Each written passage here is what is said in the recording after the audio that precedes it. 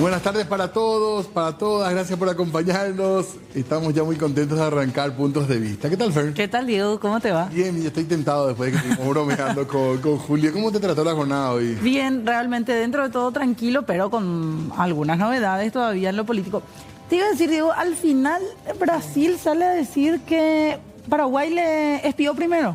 Sí, hay una publicación al menos, tengo entendido que no es oficial todavía del gobierno brasileño, ¿verdad? Pero hay una publicación que habla que se habría filtrado la información que Paraguay intentó vía espionaje recoger información vinculada al Tratado de Itaipú, a la renegociación del anexo ese famoso. Sí, y dice directamente, podemos decir, el canal CNN Brasil es el que hace la publicación. Muy importante. Sí, diciendo que Paraguay habría realizado actos de espionaje primero en el 2022 hacia el Brasil para lo mismo, para saber qué es lo que iba a Brasil poner sobre la mesa en estas negociaciones. Y habla de una fuente anónima, ¿verdad? Para explicar esta situación. Así que tenemos un nuevo capítulo, me parece, en esta novela. Y supuestamente desde ABIN, desde la Agencia de Inteligencia del Brasil, dicen que el espionaje que ellos hicieron fue como que una respuesta, un contraataque nada más. Una reacción. Al espionaje paraguayo. En fin, vamos a ver qué pasa, porque estamos en plena, ¿cómo podríamos decir? En pleno conflicto con este tema. Incluso con negociaciones paradas, lo cual no es bueno para nosotros. Una especie de guerra fría, aparentemente, hasta ahora, por lo menos, ¿verdad? Y la otra nos decían acá y dijeron, de hecho, varios especialistas que al Paraguay no le conviene que se estanquen las negociaciones, que al contrario, deberíamos avanzar rápido en la renegociación de Itaipú. Así es, pero al Brasil aparentemente sí le conviene. ¿Verdad? Ante el reclamo de que del otro lado, del lado brasileño, empresarios le piden a Lula que baje la tarifa. Todo caso. Veremos la reacción del gobierno. Nuestro gobierno, la verdad que no fue muy claro hasta que hubo una conferencia de prensa y de alguna manera entendimos las acciones. Veremos ahora qué se puede saber con respecto a este tema. Yo creo que a partir de ahora la respuesta del gobierno brasileño vía Cancillería que se solicitó desde acá va a ser clave para saber estos detalles también que ahora se van conociendo si son ciertos o no. Y si hay forma de demostrar de alguna manera que ha sido vulnerado el sistema brasileño por parte de nuestras autoridades, nuestro sistema de inteligencia. Así que atentos a este nuevo capítulo. Sí, señor. Bueno, y cambiamos de tema. Cambiamos de tema. Tenemos que hablar de Rodrigo Quintana. Asimismo, porque ahora el caso Quintana está en el Poder Judicial, se está desarrollando el juicio y está continuando el trámite procesal con respecto al caso Rodrigo Quintana, donde recordemos hay una sola persona que está siendo juzgada. Sí, el suboficial de policía Gustavo Florentín es el único investigado. De hecho, que hoy continuó el juicio solamente en su contra. Se desarrollaron primeramente algunas pruebas documentales al inicio del juicio esta mañana y posteriormente se llamó a declarar a varias personas, algunos jóvenes del Partido Liberal Radical Auténtico que se encontraban en la sede del PLRA esa noche y madrugada del 31 de marzo y el 1 de abril cuando los policías irrumpían en el lugar y terminaban matando lastimosamente de un balazo a Rodrigo. Nos decían acá que hay una gran cantidad de testigos presentados por la defensa, así que este juicio puede tener todavía su extensión. Así es, señor. Vamos a escuchar lo que decía el suboficial procesado, el único investigado por esta causa. ¿Qué opinas de todo esto? Mi abogado no da declaraciones. ¿Se sentiste presionado en esa reunión? ¿Cómo? ¿Se sentiste presionado en esa reunión que tuvieron con el comisario Cañete? Hasta él estaba presionado diciendo todo eso. ¿Qué sentís? ¿Qué puedes decir? ¿Soy inocente? Soy inocente. Todos los uniformados que pasaban a declarar se sienten presionados por la autoridad. Bueno, estaba hablando entonces el hasta ahora acusado en este caso. Diego, soy inocente. Todos los policías estábamos presionados, dijo. Sí. Todos los uniformados que estamos declarando nos sentimos presionados. ¿Él continúa siendo parte de la policía? Sí, tengo entendido que sí. Sí, por eso hablamos de su rango incluso. Veremos qué pasa y si cuentan, es la oportunidad que tienen ahora, ¿verdad? El juicio de contar la verdad o su verdad al menos. Sí, mañana a las 8:30 de la mañana se van a constituir en la sede del Partido Liberal para volver a mostrar un poco cómo había sido el ingreso de los policías esa noche. La constitución se hace como parte de una presentación de prueba también, el famoso lugar en donde termina cayendo Rodrigo Quintana, entre otras cosas. Detalles que daban también algunos jóvenes que estuvieron declarando el día de hoy como la abogada Olga Paredes. Ella mencionaba que se encerraron un grupo de jóvenes en el interior, en la parte de arriba, a través de circuitos cerrados pudieron ver como incluso la famosa pisada que le daba también el suboficial Florentina Rodrigo Quintana, ya una vez muerto. Así mismo tirado en el suelo. Y también recordemos que hubo gente que estuvo privada de su libertad después de esa situación en la agrupación, incluso algunas personas menores de edad. Sí. Vamos a escuchar lo que decía la fiscal del caso, Marlene Ocampos. Y vamos llevando con mucha paciencia. Tenemos una defensa muy particular, ustedes lo han visto, pero estamos acá para trabajar objetivamente como se ha hecho hace 7 años, 8 inclusive. Mañana las testificales, la Constitución y las testificales. Estaba ya una prueba ofrecida, o sea, se había hecho una planimetría en su momento, en la etapa todavía, antes de presentar requerimiento conclusivo.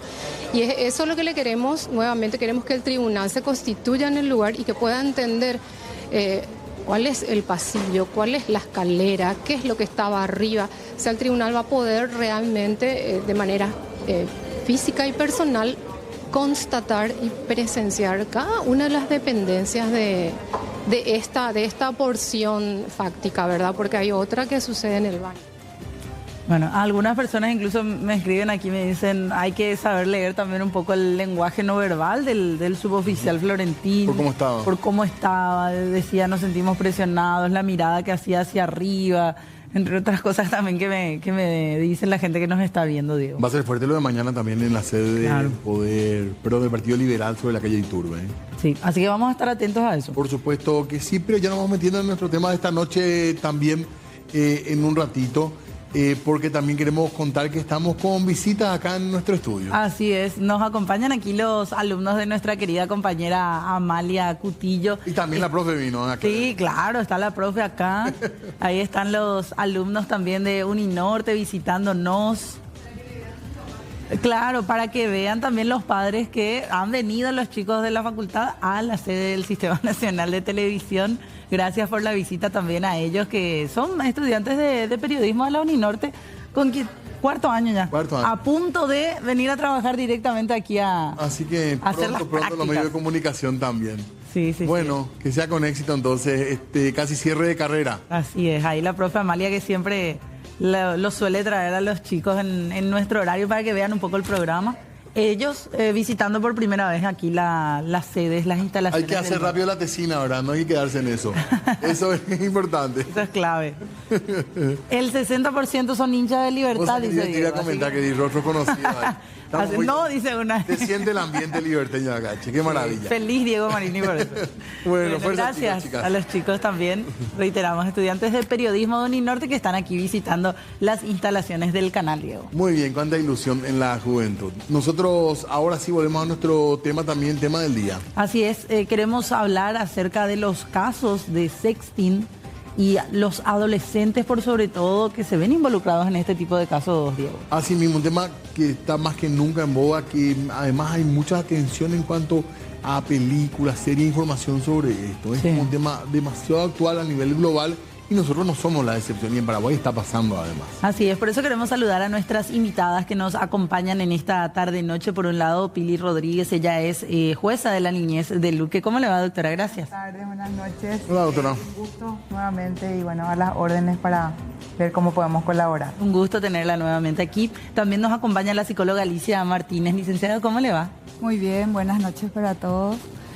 Un gusto siempre y tener la oportunidad de conversar sobre la problemática hace que podamos hacer algo al respecto. Claro. Querer negar muchas veces impide que abordemos de manera adecuada.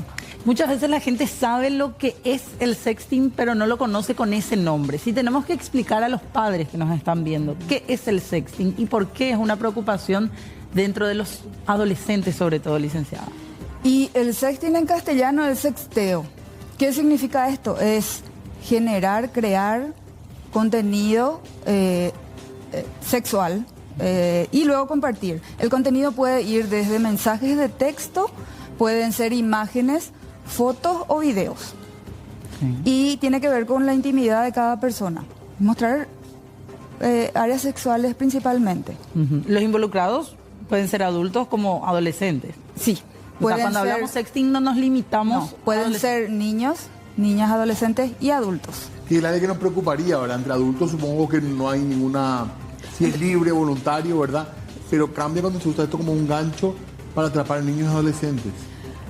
Principalmente porque se va convirtiendo también en un delito y es un alto factor de riesgo para situaciones, por ejemplo, de sextorsión, que por las imágenes le exigen relaciones sexuales, que eso ya implica abuso sexual. Cuando se habla de niños, niñas, adolescentes, y si es un adulto, estamos hablando de un fenómeno que mundialmente se conoce como grooming, que el adulto se hace pasar por un niño o por una persona de la edad, y para obtener justamente esos favores sexuales que cuando hablamos de niños, niñas, adolescentes siempre es abuso sexual.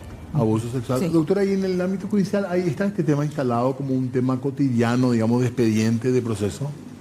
Actualmente lo que se da, mucho sí se da en el ámbito educativo, ¿verdad? Principalmente hay que ver un poco con el tema, tiene que ver evidentemente con el acceso y al uso de aparato celular o otro tipo de tecnología, ¿verdad?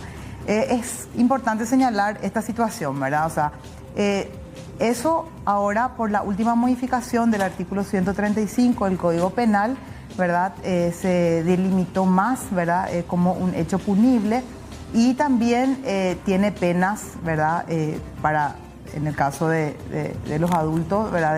De los victimarios, ¿verdad? Lo que cometen el hecho punible, tiene penas de 3 a 8, inclusive agravante hasta 10 años. ¿Cuál puede ser un agravante, doctora? Y tiene que ver con que haya mucha intimidación, mucho hostigamiento, mucha coerción para eso, ¿verdad?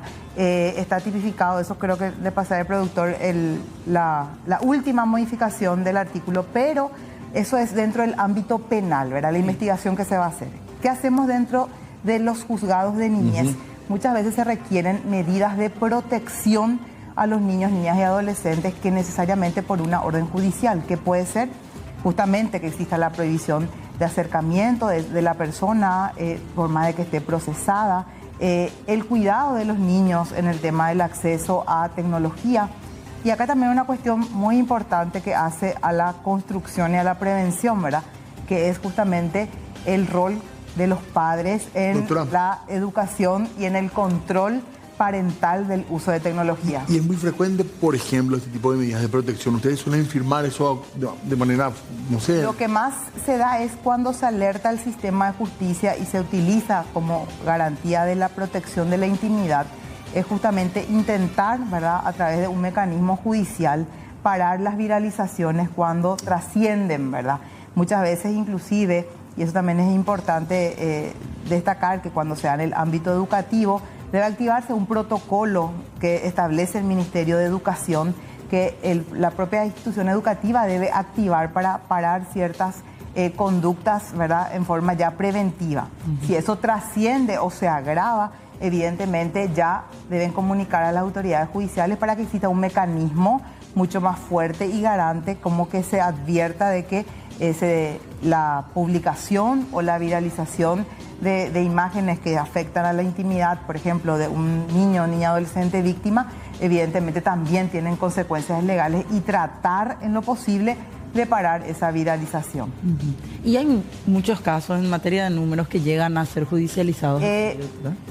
Tanto así como disparador, no, pero sí, por ejemplo, igual hay personas que presentan, ¿verdad?, solicitan medidas, pero no se agotaron muchas veces la instancia en el sistema educativo. Entonces ahí nosotros pedimos primero un informe para ver si se está, porque dentro de la desesperación de los padres, de la situación misma, obviamente que es entendible. Pero se trata de encontrar primero un mecanismo de prevención, ver si ya se comunicó eso al Ministerio Público, que es el que hace la investigación, y si hay una persona ya se ve de que se necesita una protección restrictiva, por ejemplo, de la persona, si se tiene identificada, evidentemente todas las medidas, no está cerrado eso en el Fuero de la Niñez, que tengamos que, digamos, abre al ingenio para cada caso particular cuál es la medida más pertinente, ¿verdad? Puede ser prohibición de acercamiento, prohibición de el uso de la tecnología por algún tiempo, el control de los padres, la advertencia a los padres, o sea, caso por caso, los padres cuál es la medida somos más responsables cuando pasan estas situaciones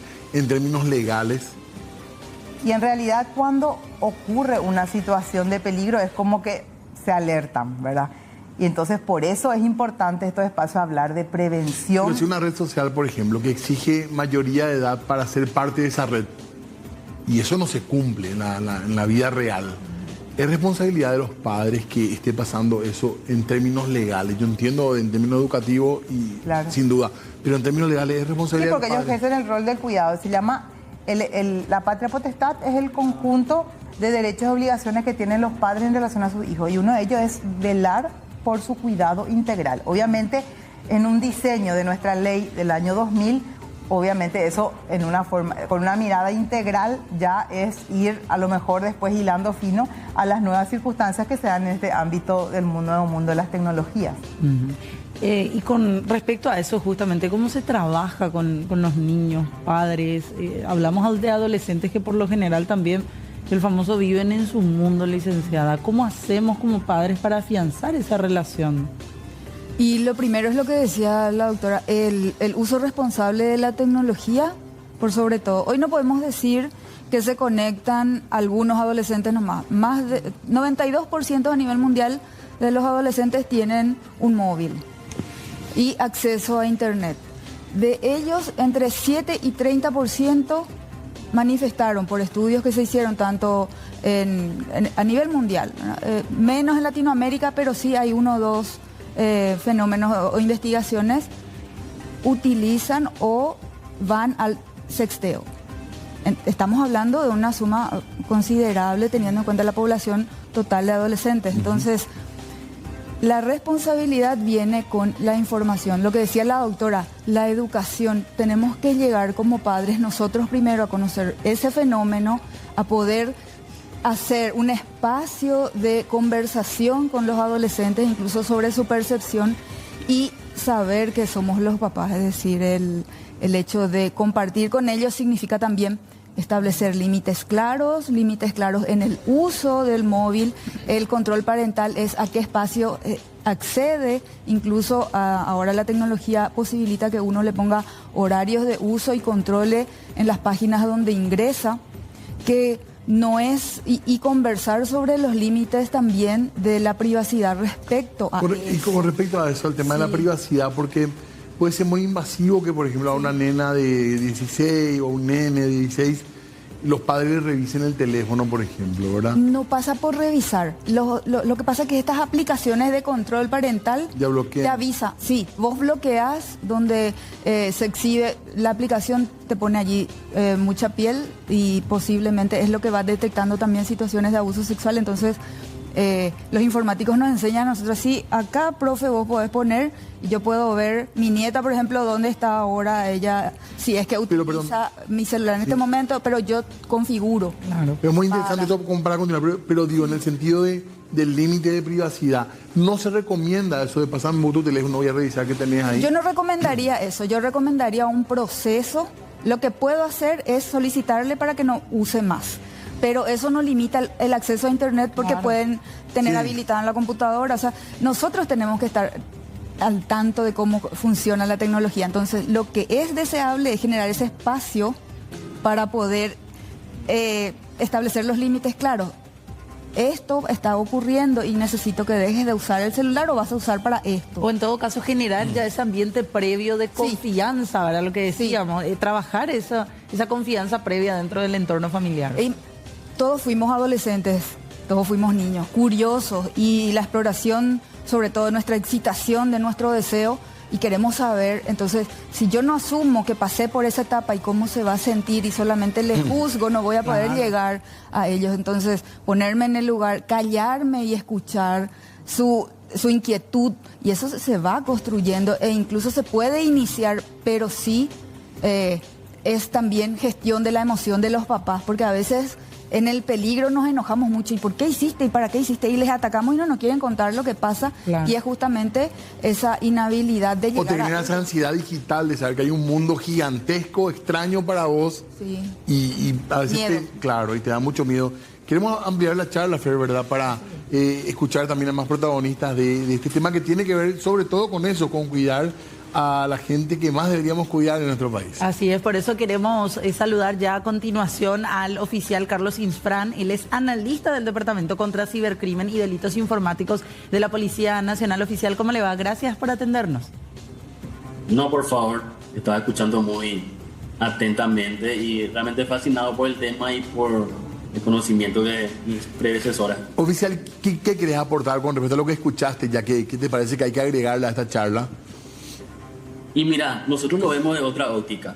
Yo, por ejemplo, te puedo poner casos bastante realistas y casi del día a día, sí, donde haciendo introspección los padres dicen, y nosotros concluimos, era mejor ser más regio, más duro, porque una cosa es la privacidad de los adolescentes y por otro lado está la responsabilidad, y la jueza me va a corregir, penal que pueden tener los padres como dueños de los celulares, porque hay que tener en cuenta que los datos digitales todos van a estar vinculados con el papá, con la mamá, con el tío, con el abuelo, desde la dirección MAC, que es lo que identifica un dispositivo, hasta la dirección IP, que es lo que emite una red de Wi-Fi, y el mismo número de teléfono. Y el día del allanamiento, de la incursión en un lugar donde se descargó, se generó un contenido de explotación sexual infantil, entre paréntesis pornografía infantil, se le vaya a buscar a papá, a mamá o a los tíos. Entonces hay que hacer un poco ahí un balance y entender los límites, ¿verdad? Entender en qué momento ya hay que realmente tomar una medida con el afán de evitar esos daños colaterales que son bastante rigurosos.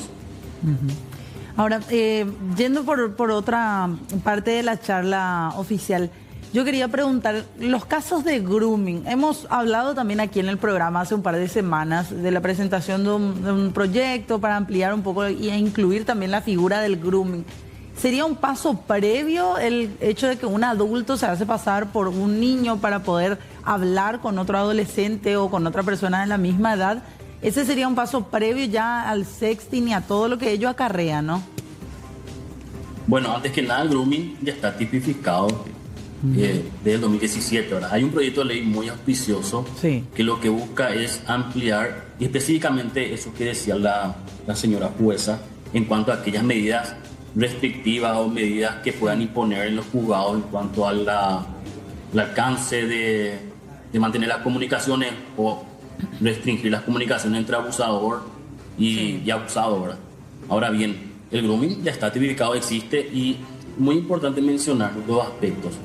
Esto generalmente se da a través de Facebook, Twitter, Instagram, podemos decir Meta, el conjunto en sí de esas plataformas, funcionan con una serie de algoritmos.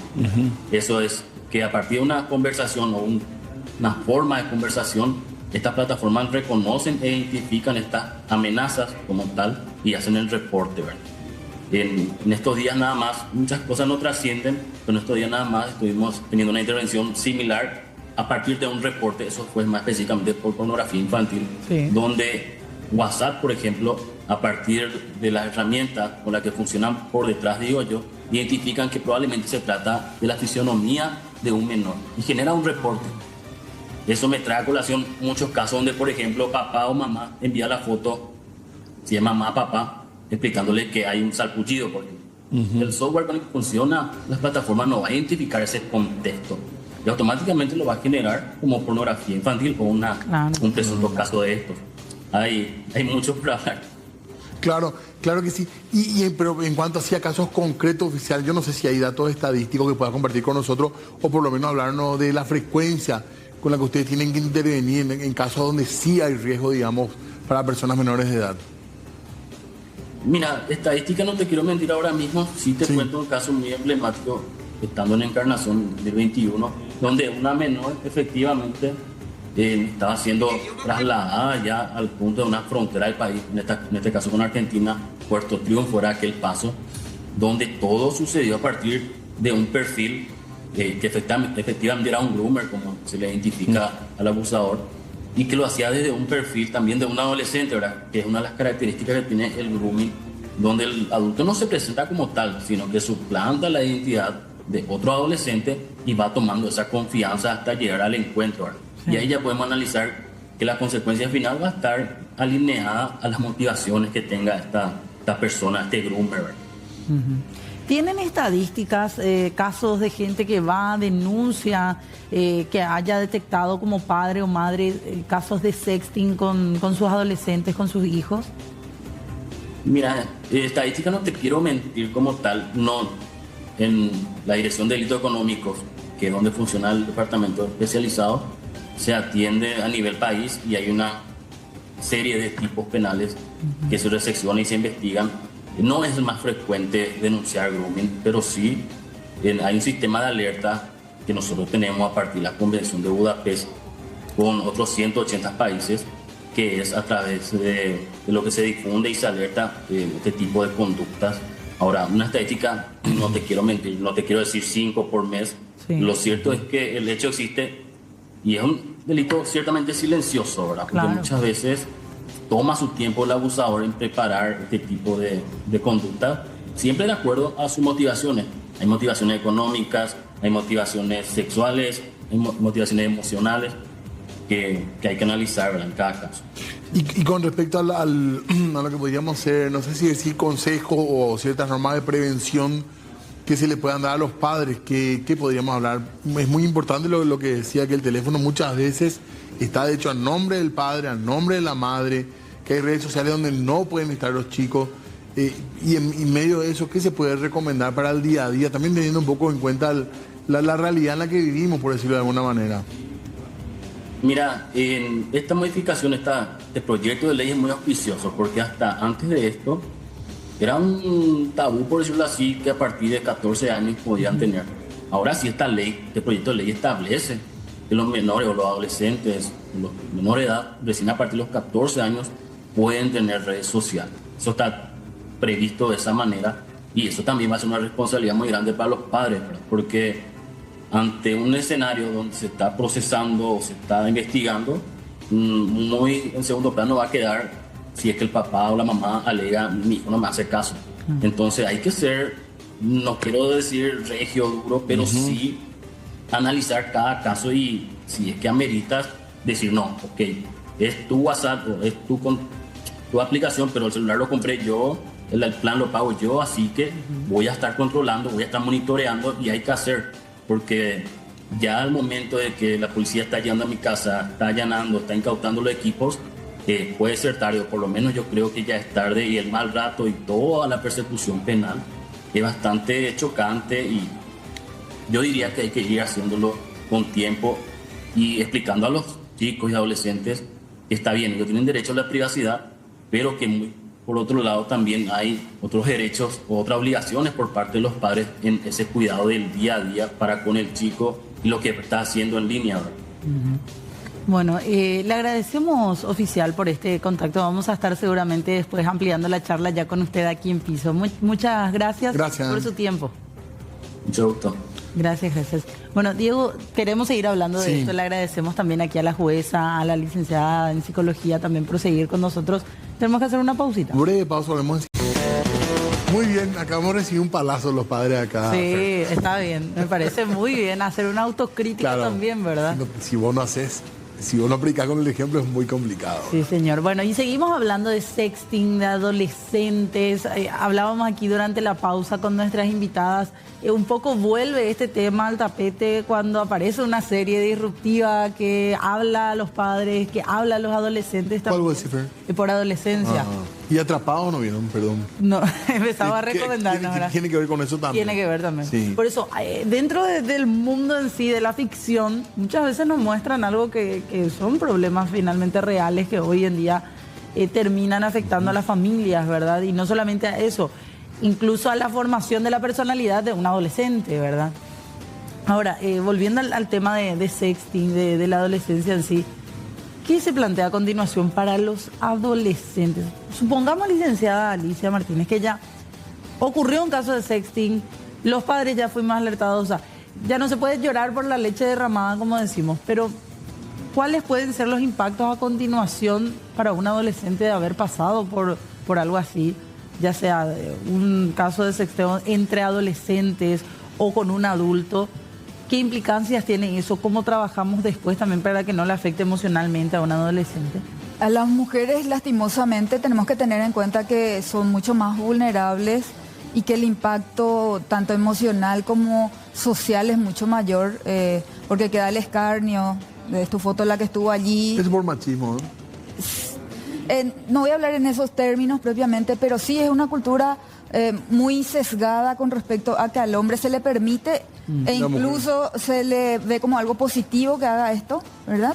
Y a la mujer se la juzga como fácil, ¿verdad? Como alguien que no se quiere a sí misma, cuando en realidad hay que entender que este fenómeno tiene que ver con lo afectivo, porque varios estudios también dicen que es la forma actual de relacionarse y que para esta generación, e incluso anteriores, lo virtual es real, no es como para personas de 50, 45 que, pero en Facebook, yo quiero cara a cara, ¿verdad? Claro. No, para ellos lo virtual es real, entonces, si nosotros aprendemos también a respetar eso, a entenderlo, que no significa que voy a permitir que ocurran estas situaciones, sino entiendo lo que está pasando y que sí le afecta mucho.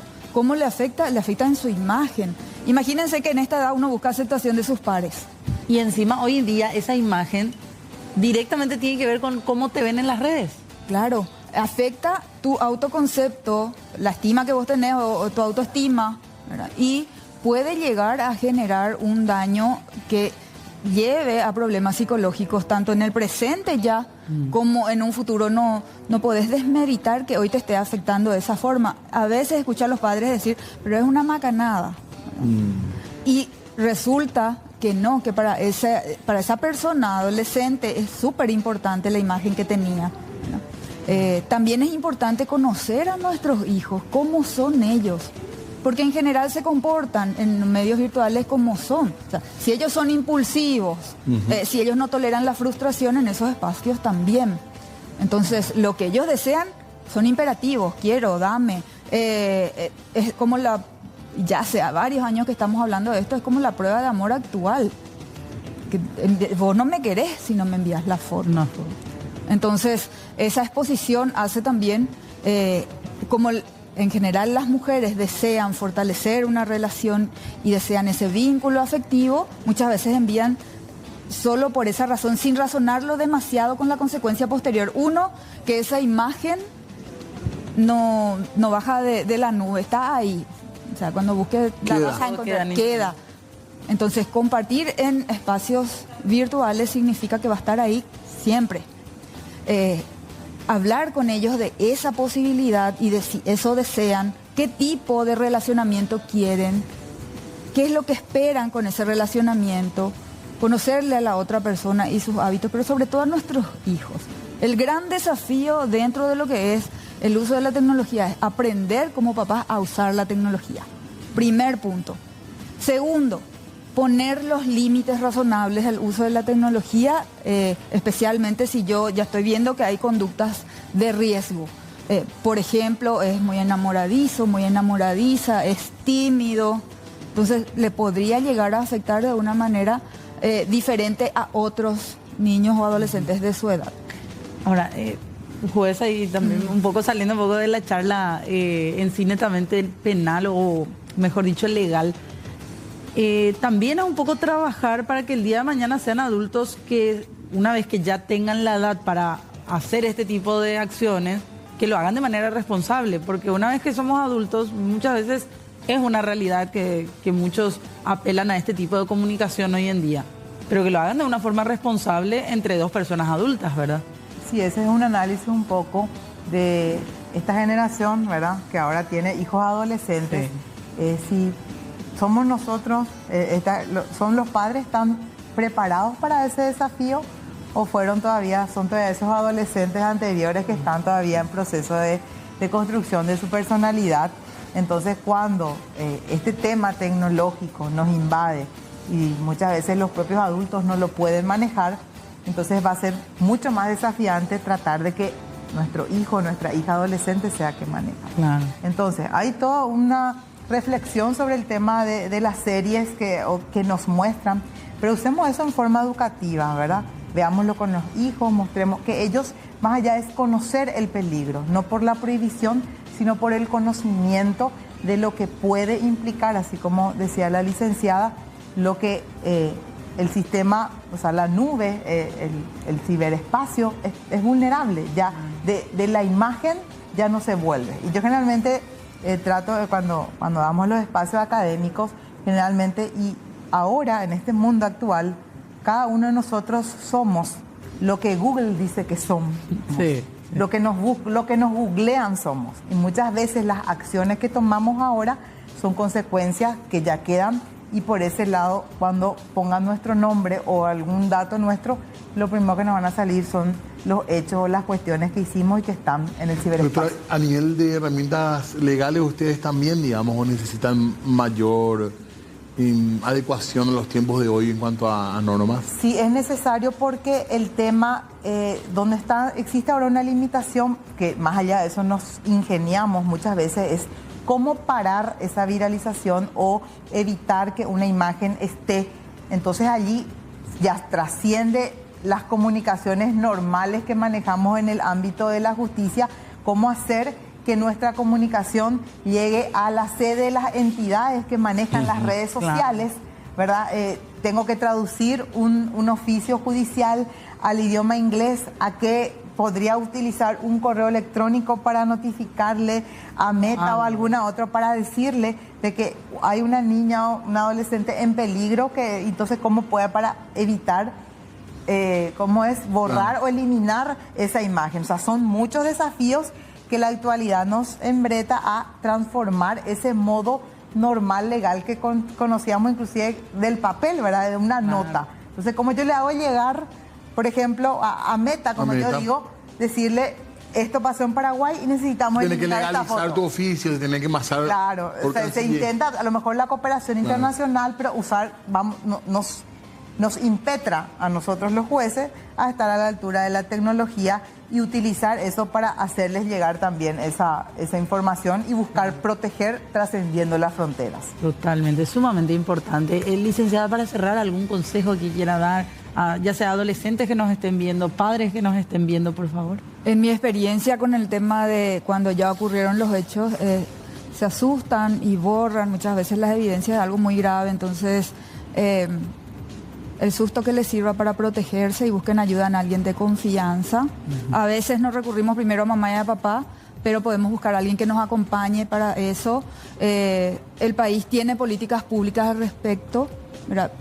Conectate Seguro tiene, por ejemplo, la página donde te explica qué te puede ocurrir, dónde puedes recurrir, qué hacer, incluso recibe denuncias. Y como dijo la doctora, es todo un desafío poder llegar a tener también esas pruebas, y tener justicia forma parte de recuperarse de una situación abusiva. Entonces, por eso es importante saber también cómo me voy a proteger, y si ya ocurrió, qué voy a hacer para pedir ayuda. También tenemos en el país las líneas que son para niños, el 147, tenemos incluso el 133 ahora de la Defensoría. ¿Vos recomendás ahí por las vías legales? Porque a veces la gente dice, mejor no denuncio, peor. El 147 es una línea de atención a niños, niñas y adolescentes que tiene que escucharle al niño y va a hacer la evaluación cómo va a ser ese acompañamiento. Bueno, estamos hablando también de que hay instancias municipales, todavía no entra a lo jurídico, pero sí puede orientar y le puede contar qué hacer, pero cuando muchas veces ya están en un riesgo mucho mayor, sí hay que ir a la protección judicial. Sí, porque puede ser incluso captación, a veces es captación para tema de trata. Sí, claro. Es delicado, no es un tema menor, entonces hay que conversar al respecto, hay que saber cuáles son los riesgos, qué saben de eso, porque ellos saben mucho. Me decía una mamá, no sé cómo le voy a decir, le dije, sentate y escuchar lo que ella sabe, y en base a eso, entonces si vos no puedes darle una respuesta, busca información, le decís que vas a buscar la información y después vuelven a la conversación. Pero no evitar y no poner bajo la alfombra, porque me da mucho miedo. Imagínense ustedes que es una exposición muy grande de mi intimidad, entonces sí da miedo, da mucho miedo y asusta. Pero que sepan que hay mecanismos para protegerlos y para ayudarlos. Y por sobre todo que nosotros los adultos seamos esos modelos que ayudan, que seamos esas personas que son responsables de la protección de ellos, de los adolescentes. Totalmente. Bueno, licenciada, muchas gracias. Bueno, en instantes, hablemos de lo que nos pasa, siempre interesante, pero hoy con un tema de salud que decía el doctor Fretes es muy importante, así que no se pierdan lo que se viene. Así es, el doctor Isaías Fretes ya se viene enseguidita con este programa. Y nosotros antes de irnos, Diego, queremos hablar un poco de lo que ocurre con el intendente Miguel Prieto. El juez Humberto Otazú rechazó un incidente de reposición que planteó la defensa del procesado intendente de Ciudad del Este, Miguel Prieto. Y de esta manera se mantiene vigente la audiencia preliminar que se debe de realizar en una de las causas que afronta el intendente por lesión de confianza. Asimismo, se recabarán informes sobre la actuación de los defensores para analizar una eventual sanción por las acciones dilatorias que están realizando.